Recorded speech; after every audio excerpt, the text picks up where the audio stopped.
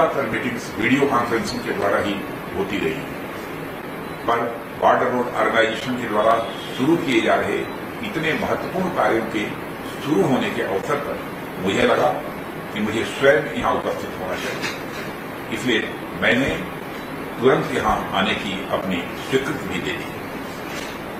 साथियों, अपनी स्थापना के समय से ही बॉर्डर रोड ऑर्गेनाइजेशन दूर दराज के इलाकों में रोड्स, टनल्स और अन्य बुनियादी ढांचे का निर्माण कर राष्ट्र की प्रगति में अपनी महत्वपूर्ण भूमिका का निर्वाह कर रहा है।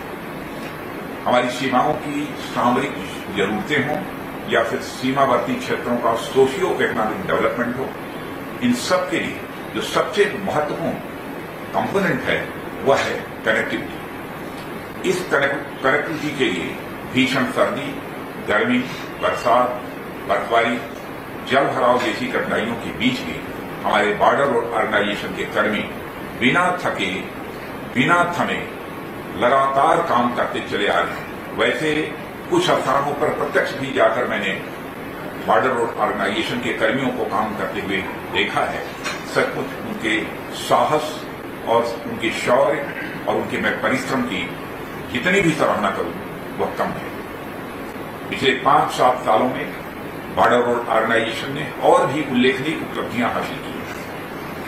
अपने पिछले कार्यकाल में भी मैं लगातार आप लोगों के कार्यों से अवगत होता ही रहता था, जबकि उस समय गृह मंत्री के रूप में मैं अपनी जिम्मेदारी का निर्वाह कर रहा था। और वह कार्य चाहे कैपेसिटी और कैपेबिलिटी बिल्डिंग हो, नए नए विश्वस्तरीय निर्माण कार्यों जैसे अटल टनल रोहतांग का लोकार्पण हो, कैलाश मानसरोवर मार्ग का निर्माण हो, जोजिला पास को चालू रखने की अवधि बढ़ानी हो, हाल ही में राष्ट्र को 54 ब्रिजेज का डेडिकेशन या फिर जल्दी ही 63 नए ब्रिजेस के डेडिकेशन की योजना, इसी तरह के एक नहीं अनेक काम करते हुए बॉर्डर रोड ऑर्गेनाइजेशन ने लगातार नए रिकॉर्ड कायम किए। साथियों, जैसा कि मुझे बतलाया गया है कि आज works management, road infrastructure digitisation, human resource management और रिक्रूटमेंट मैनेजमेंट जैसे कामों के लिए 4 नए सॉफ्टवेयर भी लॉन्च किए गए हैं।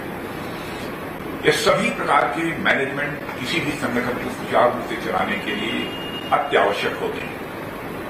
संगठन जितना ही बड़ा होता है, उसका प्रबंधन भी उतना ही जटिल होता है। ऐसे में आज लॉन्च हो रहे 4 सॉफ्टवेयर संगठन के कामों में एफिशिएंसी लाएंगे, उन्हें मॉडर्नाइज और इकोनॉमाइज करेंगे और उनका समय भी बचाएंगे। इनका निर्माण आत्मनिर्भर भारत और डिजिटल इंडिया अभियान की भी सफलता का एक प्रतीक है। इसी तरह सड़क सुरक्षा और सड़कों, पुलों, सुरंगों, एयरफील्ड्स की स्टडी पर आधारित 2 सेंटर्स ऑफ एक्सीलेंस का प्रारंभ होना भी यह बड़े गौरव की बात है। ये दोनों ही सेंटर अपने उद्देश्यों में एक दूसरे के पूरक हैं। यानी एक सेंटर जहां देश में बेहतरीन और गुणवत्तापूर्ण सड़कों के निर्माण, उनमें एक्सपर्टीज और उनके रख रखाव के अनुभवों को अन्य संस्थानों के साथ साझा करने पर आधारित है, वहीं पर दूसरा सेंटर लोगों में सड़क सुरक्षा के बारे में जागरूक करने और दुर्घटनाओं में कमी लाने के उद्देश्य से स्थापित किया जा रहा है। साथियों, सड़कों पर होने वाली दुर्घटनाएं आज हमारे लिए बड़ी चिंता का कारण है। हर व्यक्ति मानो यह मानकर चलता है कि दुर्घटना तो दूसरे के लिए बनी है, मेरे साथ कोई दुर्घटना नहीं घटी थी, ऐसा मानता है और इसलिए वह इतनी सावधानी नहीं रखता है जितनी उसे रखनी चाहिए। लेकिन यह आश्चर्य का विषय है, हमारे देश में दुनिया के कुल 3% से भी कम वाहन हैं, पर दुर्घटनाएं 11% के अधिक होती हैं। हर साल लगभग 4.5 लाख दुर्घटनाएं हमारे देश में होती हैं और 1.5 लाख दुर्भाग्यपूर्ण मौतें होती हैं। यह किसी साइलेंट पैंडेमिक से कम नहीं है। और यह विषय हमेशा हम सब, मेरे लिए ही नहीं, किसी के लिए भी बहुत ही नजदीक कर रहा है और चिंता कर रहा है। मैं रोड ट्रांसपोर्ट एंड हाईवे मंत्रालय का मंत्री भी रह चुका हूं और आज भी इस मंत्रालय के आयोजनों में मैं समय समय पर जाता भी रहता हूं और अपने विचार व्यक्त करता हूं। इन सबसे निजात पाने के लिए सरकार ने जो भी कदम उठाए हैं, जैसे राष्ट्रीय सड़क सुरक्षा नीति को मंजूरी देना, मोटर व्हीकल एक्ट 2020 लाना, नेशनल हाईवे पर ब्लैक स्पॉट्स की पहचान करना इत्यादि, उनमें भी यह सेंटर्स अपनी महत्वपूर्ण भूमिका निभाएंगे, ऐसा मेरा विश्वास है। इन कदमों के अलावा साथियों, सबसे महत्वपूर्ण बात है लोगों में सड़क सुरक्षा के प्रति जागरूकता लाना, जिसके प्रति बॉर्डर रोड ऑर्गेनाइजेशन आज से नहीं, बहुत लंबे समय से जागरूक है और अपने दायित्व का वह निर्वहन कर रहा है। बॉर्डर रोड ऑर्गेनाइजेशन की सड़कें जहां जहां भी बनी है, वह खुद अपने आप में अट्रैक्शन का विषय होती है।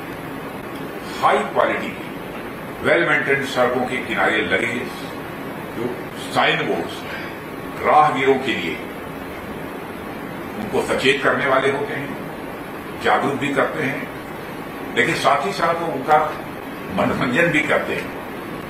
ऐसे ही कुछ स्लोगन्स पर मेरी भी निगाह पड़ी और मुझे बहुत अच्छा लगा, जैसे it is not rally, enjoy the valley, if you are married, divorce speed, love the neighbour, but not while driving, life is short, don't make it shorter.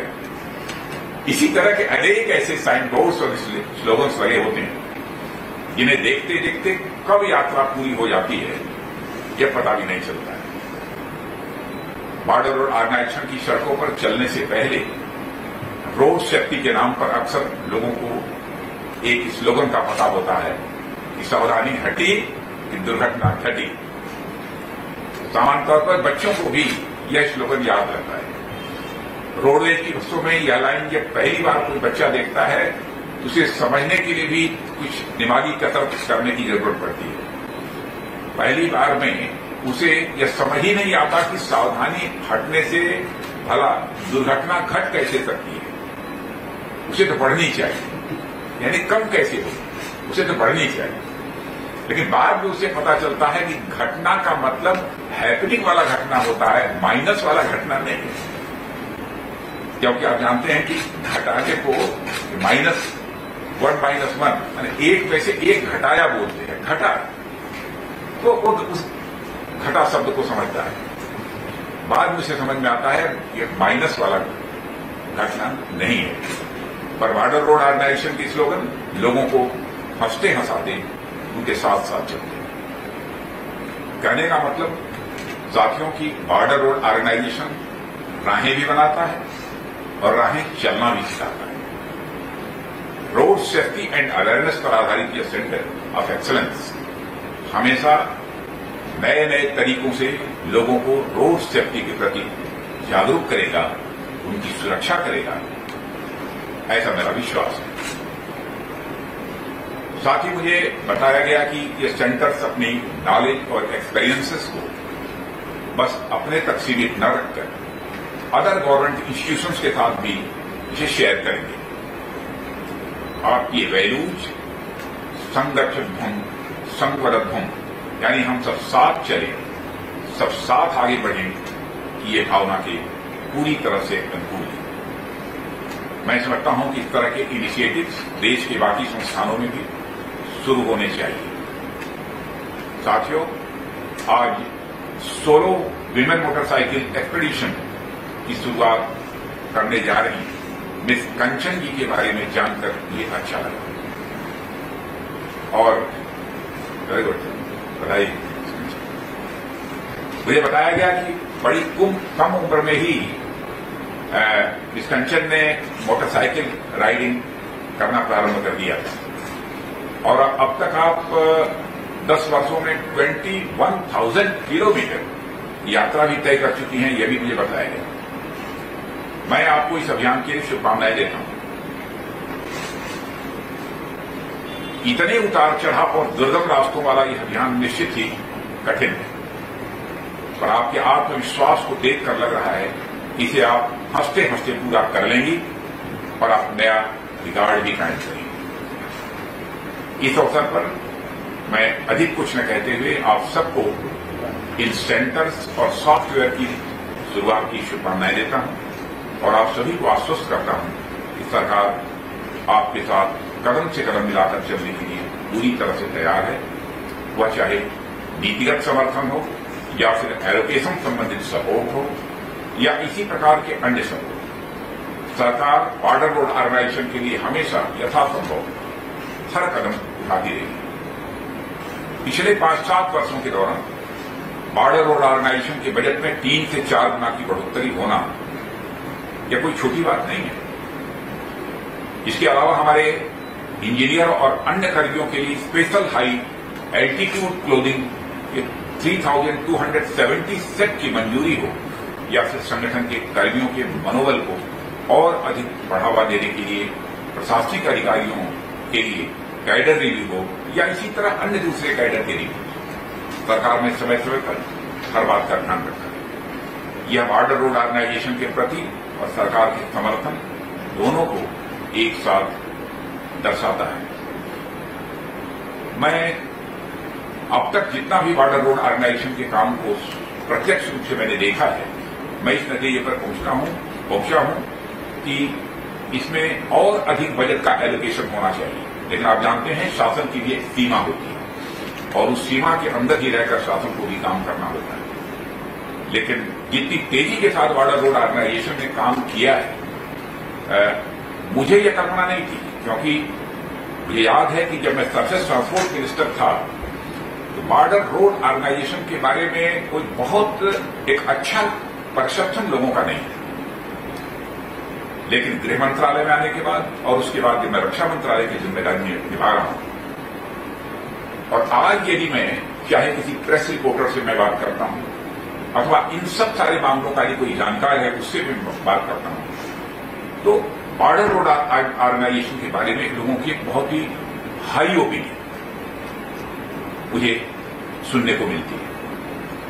इससे सचमुच मुझे बेहद खुशी होती है और इसके लिए मैं डीजी बॉर्डर रोड ऑर्गेनाइजेशन और उनके सभी सहयोगियों को और इस ऑर्गेनाइजेशन से जुड़े सभी कर्मियों को तहे दिल में हार्दिक बधाई देना चाहता हूं और इस अवसर पर मैं उन सभी कर्मयोगियों को भी श्रद्धांजलि अर्पित करता हूं जिन्होंने देश की सेवा में अपने कर्तव्यों का निर्वाह करते हुए अपना समस्त दांव पर लगा दिया।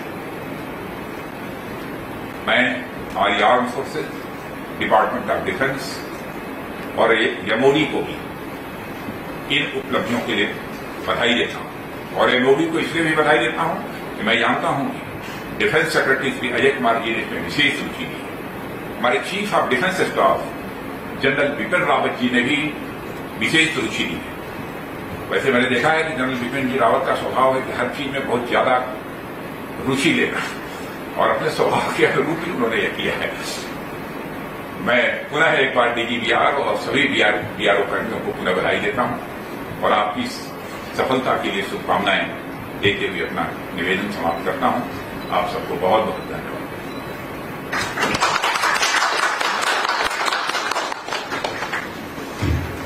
अब मैं माननीय रक्षा मंत्री जी एवं सभी